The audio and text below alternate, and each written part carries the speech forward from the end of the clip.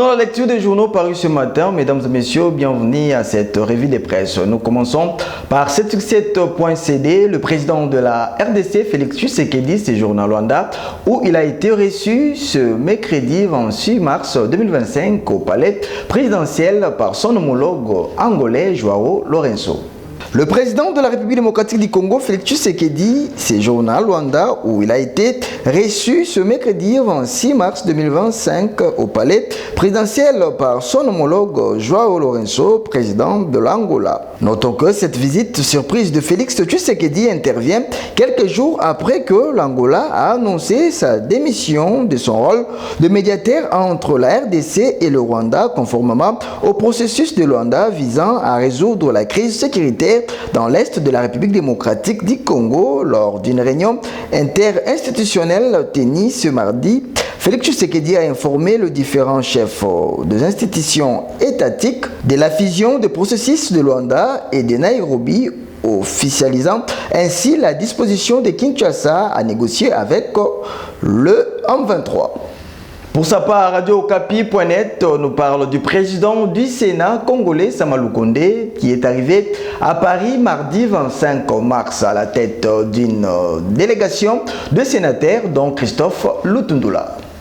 Le président du Sénat congolais, Jean-Michel Sama Lukonde, est arrivé à Paris mardi 25 mars à la tête d'une délégation de sénateurs, dont Christophe Lutundula, président de la commission de relations extérieures, et José Mpanda, président de la commission de la défense, sécurité et frontières. Cette visite s'inscrit dans le cadre du suivi de la matérialisation des actions de l'Union européenne contre le Rwanda. Jean-Michel Sama Lukonde a rencontré son homologue français Gérard Larcher au palais de Luxembourg à Paris pour discuter de la situation sécuritaire et humanitaire grave dans l'est de la République démocratique du Congo provoquée par la guerre et la violation de l'intégrité territoriale par l'armée rwandaise et le M23/AFC. Pour sa part, Actualité.cd nous parle, selon Kinshasa, la déclaration de Ronny Jackson n'engage en rien le gouvernement américain qui des discussions avec la RDC sur des sujets variés.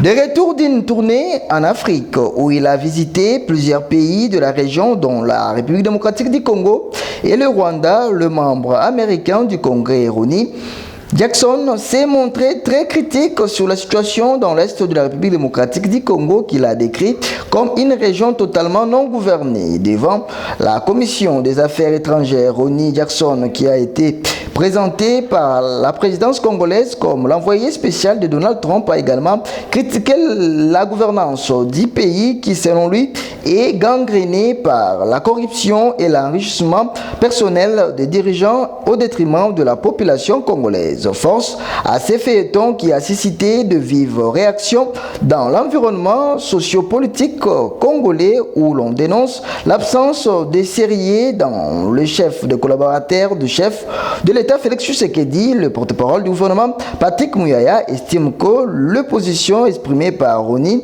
Jackson ne sont que ses propres affirmations selon ses convictions.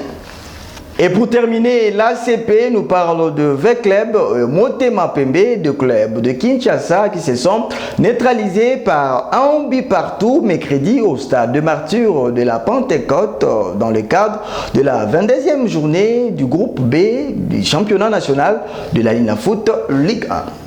20 clubs Motema Pembe des clubs de Kinshasa, capitale de la République démocratique du Congo, se sont neutralisés par un but partout mercredi au stade de martyrs de Kinshasa à la 22e journée du groupe B du championnat de la Ligue Foot Ligue 1 dans la grande marmite ovale béantée et non couverte du boulevard Triomphal, garnie par un infirme public clairsemé en décelant d'un quart de sa capacité maximale. Le grand derby des Diables Verts de Kinshasa, qui n'existe plus des noms, sans aucun star de deux côtés, a été amorcé dans un climat de virilité de part et d'autre, avec comme conséquence la sortie d'un joueur de Motema Pembe et rappelé sur le banc. Ensuite, il y a eu la sortie d'Edouard Apataki de 20 clubs blessés et évacué hélico presto par l'ambulance vers un centre hospitalier de la place. Score du match,